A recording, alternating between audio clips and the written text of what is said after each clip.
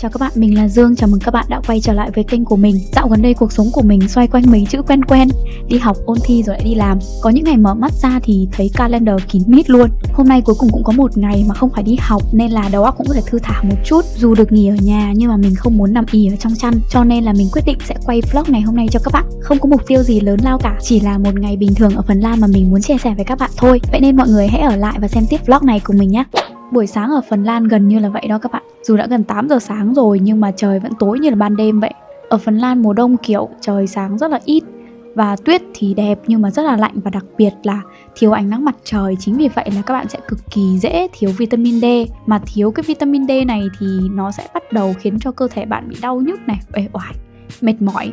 Và thậm chí có những ngày mà khi mà thức dậy thì các bạn sẽ không hiểu tại sao bản thân lại cảm thấy tự dưng buồn buồn. Mà ở Phần Lan thì buổi sáng cũng khác hẳn so với Việt Nam. Tầm 10-11 giờ thì các nhà hàng bắt đầu mới mở cửa. Thế nên là khi mà các bạn ra ngoài tầm khoảng 7-8 giờ sáng chắc là không có gì luôn á. Ở Việt Nam thì mình rất ít khi ăn sáng, nhưng mà khi sang Phần Lan rồi thì mình thấy là không ăn sáng thì là không chịu nổi luôn các bạn ạ. Khi ra ngoài đường á, thì khi bước ra đường là cảm giác cái lạnh nó thấm vô thẳng người luôn á. Dần dần thì mình cũng có thói quen tự nấu đồ ăn sáng tại nhà. Ok, ăn sáng xong rồi thì tới giờ cho bạn Mập đi dạo. Từ lúc mà bạn Jun qua đây cùng với mình á, gần như là sáng nào thì mình cũng dắt bạn ấy đi bộ, dù là bận hay là rảnh, dù lạnh hay là không lạnh. Đây vẫn là một cái thói quen mà mình giữ không sót ngày nào. Và may mắn thay thì hôm nay trời quyết định gửi tặng mình một ngày tuyết rơi khá là dày. Sáng ra đã thấy là tuyết trắng tinh rồi. Mùa đông ở Phần Lan thì lạnh thật, nhưng những ngày tuyết như thế này thì nhìn rất là đẹp và rất là yên bình. Chắc là bạn nào mà sống ở Bắc Âu thì có thể là đều biết rằng là một ngày sáng sủa giữa mùa đông thì nó là cực kỳ hiếm luôn ấy. Bạn Jun cực kỳ là thích tuyết luôn ấy. Chân thì ngắn nhưng mà hễ có chỗ nào tuyết mà dày á là phải nhảy vô cho bằng được, không sót một chỗ nào hết.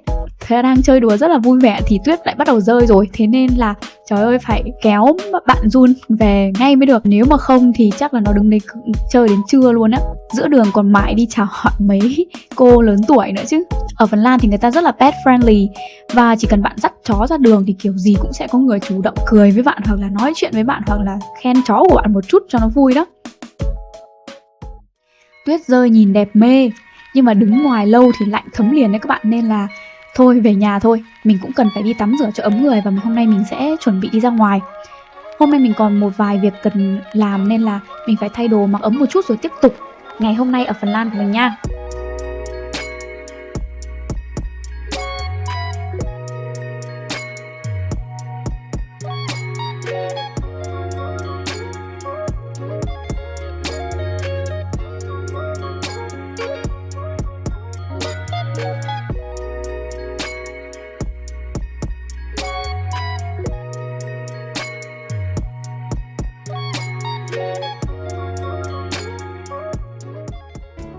Ok mọi người, hôm nay mình sẽ dẫn các bạn đi đấu trường sinh tử mỗi năm chỉ mở một lần, job fair lớn nhất của Turku AMK nha. Trời ơi, bước vô một cái là mình thấy cái năng lượng nó ngợp, đông dữ thần. Không phải là do mình sợ người đâu nha các bạn, nhưng mà thật sự là nó đông đến độ mà mình cảm thấy là mình tụt mủn ở trong cái đám đông này mất, vì mình chỉ cao có 1,5 mét thôi các bạn. Và lấy ở trong cái hội trường ấy nó quá là đông, nên là bây giờ mình vừa phải chui tọt vào một cái khu gọi là khu học, để mình muốn gọi là chia sẻ nhanh với các bạn những cái tip cho các bạn nào cần khi mà mình tham gia cái job fair nha. Các cái sự kiện này ấy, thường họ sẽ gọi là thông báo trước 1 tháng đến 1 tháng rưỡi, và nhà trường cũng sẽ đăng lên tất cả các cái trang mạng của nhà trường để gọi là cho các bạn biết. Thì 1 tháng đến 1 tháng rưỡi là đủ thời gian để cho các bạn lên LinkedIn hay là lên website để có thể là lướt qua một lượt tất cả những cái list về các công ty sẽ tham gia cái sự kiện này, xem là cái công ty nào sẽ là phù hợp với ngành nghề của bạn này, họ đang tuyển những cái vị trí gì này, và đặc biệt quan trọng hơn là coi HR là ai nha. Đến đây thì mình nghĩ là có một lời khuyên cực kỳ tốt cho các bạn là hãy dùng hết tất cả những cái skill mà stalk người yêu cũ của các bạn để stalk cái vị trí HR này nha. Sau khi mà tham gia rất là nhiều event thì mình có nhận ra một điều rằng là đối với cái vị trí HR ấy thì chỉ có một vài những cái nhân viên HR được cử đi các cái sự kiện như thế này thôi. Tức là họ không phải là cái vị trí quá cao mà cũng không phải vị trí quá thấp, thì họ sẽ đến các cái sự kiện này để tìm ứng viên. Chính vì vậy là nếu các bạn đi event đủ nhiều thì quanh đi quanh lại ở một số công ty các bạn sẽ gặp một vài những gương mặt quen thuộc. nếu mà các bạn đã stalk trước về cái bạn HR đấy rồi thì cũng sẽ biết được là người ta làm chuyên về cái mảng gì này, hay là hiện tại thì trên LinkedIn của họ đang có những cái hoạt động gì về công ty của họ này, hay thậm chí là họ đang từng đi những cái event nào. Và như vậy thì các bạn có thể có cái thông tin để bắt chuyện với họ tốt hơn. Và khi mà bắt đầu bắt chuyện, thay vì nói rằng là tôi đến đây để nộp CV vào cái vị trí này cho công ty của bạn, thì hãy bắt chuyện bằng một cách mượt hơn và tự nhiên hơn. Đó là ví dụ tôi đã từng đi sự kiện X và tôi gặp bạn ở đó và tôi đã từng nói chuyện với bạn nhưng mà chưa có thời gian tìm hiểu sâu, hoặc là tôi đang quan tâm cái lĩnh vực này của công ty của bạn và tôi thấy bạn cũng có đăng lên LinkedIn đó. Như thế thì nó sẽ cảm giác là nó xịn hơn rất là nhiều so với việc là các bạn chỉ đưa cái CV không thôi. Như thế thì nó sẽ không tạo được ấn tượng về cái bản thân của bạn ngày hôm đó. Tip thứ hai mà mình muốn chia sẻ là ở những cái job fair này thì thường thường nó sẽ có hai loại công ty. Một là những cái công ty họ đang muốn tuyển thật và họ đưa nhân sự thật đến và để gọi là tìm kiếm những ứng viên gọi là tiềm năng á. Thứ hai nữa là những cái công ty mà thuộc third party, tức là những cái công ty chuyên cung cấp nhân sự cho những công ty thứ ba. Đó, thường thường theo kinh nghiệm của mình, những cái công ty mà third party ấy, thì thật ra nó không hề xấu nhá, mình không nói là họ không tốt nhé, nhưng mà các bạn không nên dành cái sự ưu tiên vào đó. Tại vì đôi khi ở HR thì họ có chịu chỉ tiêu về việc phải thu bao nhiêu cái CV trong cái job fair ngày hôm đấy. Chính vì vậy đôi khi các bạn sẽ thấy là họ nói chuyện với các bạn rất là vui vẻ, rồi là các bạn được người ta tiếp chuyện rất là tốt, chia sẻ về CV và họ xin CV của các bạn để giữ lại. Nhưng đôi khi sau đó thì những cái CV này đi về đâu thì các bạn không hề biết, và thậm chí là các bạn đợi chờ một cái sự phản hồi lại người ta. Nếu mà người ta có nói là tao sẽ mail cho mày, nhưng mà rồi đấy thì cũng ngâm dấm đến khi nào thì mình cũng không biết. Mình đã từng gặp cái tình huống này rồi, đi rất là vui vẻ về contact nói chuyện, nhưng khi mà các bạn mail cho người ta hoặc khi các bạn gọi là catch up sau cái buổi hôm đó thì hầu như họ không có cái sự phản hồi. Thế nên để tránh cho mọi người mất thời gian ý, thì tốt nhất là mọi người lên chọn lọc những cái người mà thật sự là HR thật và đến đấy để nói chuyện. Bởi vì là thời gian là vàng bạc, có nhiều khi cái job fair nó tận đến 40 đến 50 công ty và các bạn không thể đi hết được. Chính vì vậy là hãy tiết kiệm cái năng lượng cũng như là gọi là thời gian của các bạn để chọn lọc những cái ứng cử viên, những cái contact vàng của các bạn nha. Bởi vì đôi khi ở Phần Lan này không phải là các bạn biết gì mà là các bạn biết ai. Bởi vì chỉ cần 2 đến 3 phút nói chuyện thôi thì các bạn cũng có thể biết được người đấy là HR xịn hay không xịn, hay là họ có phải nhân viên hay không. Thì khi mà nói chuyện ấy, các bạn hãy cố gắng sell bản thân mình ở tại thời điểm đó với cái người đó. Và nhiều khi chỉ cần 2-3 phút nói chuyện như thế thôi, nó có thể giúp các bạn tìm được việc nhanh hơn so với cái cách làm thông thường 2 đến 3 tháng, thậm chí chưa được hồi âm. Tiếp cuối cùng mà mình muốn nhắc đến ý, là các bạn hãy đừng ngại, hãy chủ động lên. Tại vì một trong những lý do các bạn đến job fair này là gì? Là để tìm việc, là để tìm contact, đúng không? Là tìm cơ hội cho bản thân mình. Thế nên đừng ngại. Ở Phần Lan ý, thì người ta rất là thích những cái bạn nào mà có tính gọi là chủ động cũng như là tự tin đến bắt chuyện với người ta trước. Bởi vì sau khi mà mình ở đây thì mình phát hiện ra là đa phần người Phần ý, thì họ rất là hướng nội và họ rất là bị ngại nói chuyện trước. Nên là đôi khi có khi là các bạn chạm mắt với họ trong event rồi nhưng họ cũng sẽ không cười mà cũng không hề bắt chuyện với các bạn đâu. Mình đã từng gặp một cái trường hợp đó là mình đến một cái event toàn là người Phần Lan và thậm chí là speaker nói tiếng Phần luôn.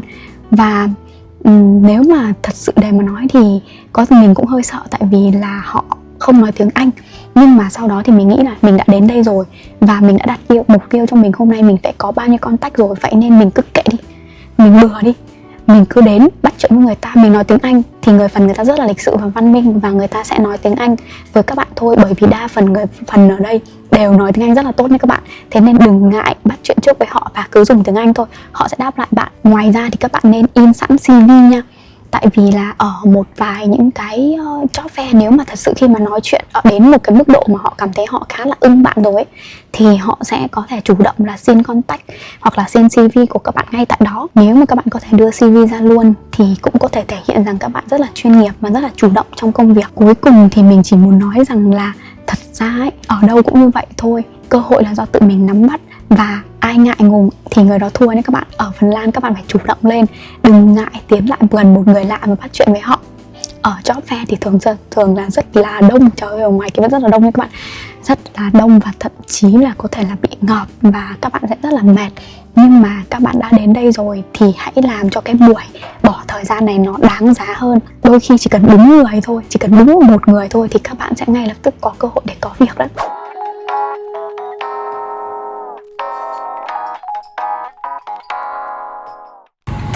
share xong các tip thì mình nghĩ là các bạn sẽ rất là mệt vì tiếp nhận quá nhiều thông tin, nên là mình sẽ đưa các bạn đi ăn nha. Bởi vì bây giờ mình cũng đang hơi đói. Thì mình ăn ở quán Moi Ok, các bạn có thể nhìn thấy tên đằng sau. Cái quán này thì bạn mình giới thiệu cho mình rất là nhiều lần rồi, tuy nhiên là mình chưa có đi thử bao giờ cả. Thế nên hôm nay mình sẽ thử.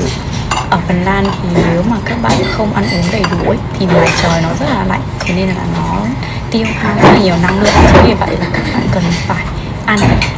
Mặc dù mình ăn sáng rồi nhưng mà bây giờ mình vẫn rất là đói. Có một điều mà mình thấy rất là hay khi đi du học là mình ăn uống rất đầy đủ. Ở Việt Nam thì mình hay skip bữa các bạn. Mình không hay ăn đâu. Trời nóng quá mình cũng không ăn, mà mệt quá mình cũng không ăn. Nhưng sang đây thì phải ăn. Thế nên mình sẽ dẫn các bạn ăn trưa của mình nha.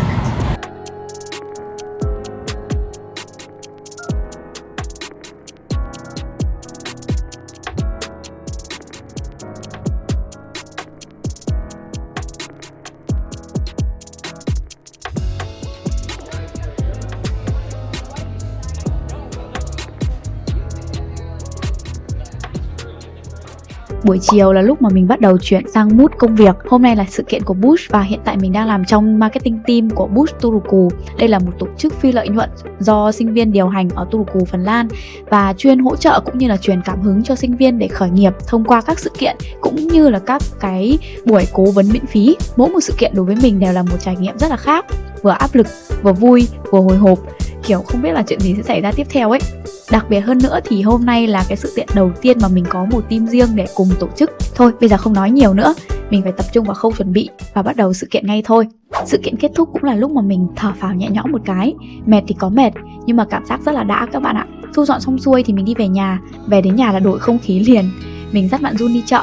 Ở Phần Lan thì như mình cũng đã từng chia sẻ là họ rất là pet friendly, thế nên chó mèo được đưa vào siêu thị thoải mái luôn nha các bạn. Thậm chí là còn có xe đẩy riêng cho chó nữa. Tới giờ nấu ăn rồi, mà nói thật là bếp chính trong nhà mình thì cũng không phải là mình đâu, mà là chồng mình. Mình rất đam mê ẩm thực Việt Nam nhưng mà tay nghề thì lại không theo kịp đam mê các bạn ạ.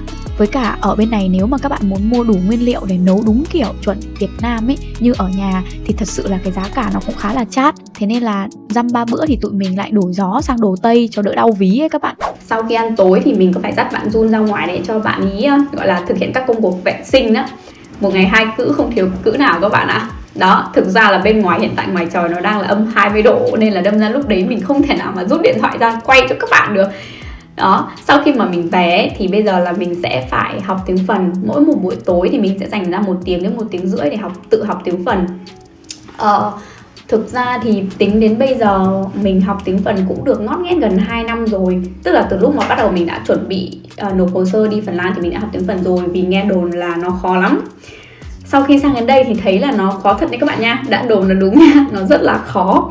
Thế nên là ngoài cái việc mà học ở trên trường thì mình cũng mong muốn là mình có thể là học nó nhanh hơn và nói trôi chảy hơn cũng như là nghe tốt hơn, để mình sắp sửa đến tháng 3 này thì mình muốn đi thi cái bằng tiếng Phần. Mình có 2 cái cách tự học mà hiện tại mình đang áp dụng khá là hiệu quả. Thứ nhất đó là mình tập viết journal, nhật ký. Thì đây là cái quyển thứ nhất mà mình viết. Đâu đấy cũng hết một quyển rồi. Và mình đã viết sang đến quyển thứ 2. Thì đâu đấy mình nhớ là mình viết được khoảng 80 ngày rồi. Cách viết nhật ký này thì nó giúp mình tăng cái vốn từ vựng rất là nhiều, cũng như là tăng cái khả năng nhớ từ. Bởi vì khi mà bạn tự tập viết và bạn viết về những cái, ví dụ như là hôm nay mình sẽ viết ngày hôm nay của mình như thế nào, điều mà cảm thấy mình vui là gì, điều mà mình cảm thấy lạ là gì, hay là chỉ đơn giản là tâm trạng của mình như thế nào thôi. Thì đây là những cái từ rất là đời thường, nó sẽ giúp mình tăng vốn từ vựng hơn. Và cái cách thứ 2 mà mình đang học là cách shadowing. Mình thấy là cái cách này có lẽ là rất là quen thuộc đối với những bạn nào mà đã dùng để ôn luyện tiếng Anh rồi. Thì mình cũng đã từng dùng cách này để ôn luyện tiếng Anh. Và bây giờ mình tiếp tục dùng nó để học tiếng Phần bằng những cái cách là mình xem những cái đoạn video mà họ dạy ấy. Ở trên TikTok cũng có rất là nhiều các bạn ạ, hay là trên YouTube. Thì mình sẽ vào những cái đoạn hội thoại đó, mình sẽ shadowing lại, nghe và nói. Thì cái cách này nó sẽ giúp mình có khả năng nghe tốt hơn, cũng như là khả năng phát âm chuẩn hơn. cái phản xạ đối với cái từ vựng nó không còn quá là mới như ngày xưa. Khi mà nghe một cái từ rất là dài thì mình rất là sợ, bây giờ thì mình sẽ không bị như vậy nữa. Thì hai cái cách học này thì mình rất là recommend cho bạn nào nếu bạn cũng đang cảm thấy rất là khó khăn hoặc là cũng cảm thấy hoang mang đối với tiếng phần nha. Hôm nay cũng là một cái ngày không được thư thả lắm như mình nói ở đầu video cho các bạn. Hôm nay cũng là một ngày mình chạy khá là nhiều nơi. Tuy nhiên thì mình không muốn bỏ ra cái chuỗi ngày viết nhật ký này của mình, bởi vì mình viết đâu đó cũng được gần 3 tháng rồi. Khi tự học này thì cái quan trọng nhất là cái bản thân tự kỷ luật. Và mình có một cái cách, nếu mà bạn nào cũng tự học và bạn cảm thấy là thi thoảng bạn hay bị lười á, hoặc là hay bị tụt mood không muốn học nữa, thì mình có một cái cách, đó là các bạn hãy tự set cái phần quà nhỏ cho mỗi một cái thời hạn nhất định. Ví dụ như đạt đến 15 ngày hay đạt đến 30 ngày thì các bạn sẽ tự thưởng cho bản thân mình một cái thứ gì đó. Không cần là một cái có món quà rất là đắt tiền hay là một thứ gì đó rất là kinh khủng, mà các bạn chỉ đơn giản là thưởng cho bản thân mình một cốc trà sữa, hay là mình thích ăn một món gì ngon thì hôm đấy mình sẽ ăn món đó ngon. Chỉ đơn giản như thế thôi thì nó sẽ giúp các bạn có thể động lực nhiều hơn trong cái quá trình tự học. Thế nên là bây giờ mình sẽ học xong đấy thì mình mới đi ngủ. Vậy là một ngày ở Phần Lan của mình kết thúc như vậy đó. Không phải ngày nào cũng rực rỡ, nhưng cũng là những ngày rất là thực tế. Nếu mà bạn đang đi du học, chuẩn bị đi du học, hay đơn giản là tò mò về cuộc sống ở Phần Lan nó trông như thế nào, thì hy vọng video này sẽ giúp bạn có thêm một góc nhìn gần gũi hơn nhé. Nếu các bạn cảm thấy video này hữu ích thì đừng quên like và comment cho mình biết các bạn muốn xem thêm nội dung gì nha. Và cũng đừng quên follow hoặc là đăng ký kênh để không bỏ lỡ những video tiếp theo của mình nhé. Còn bây giờ tạm biệt và hẹn gặp lại các bạn.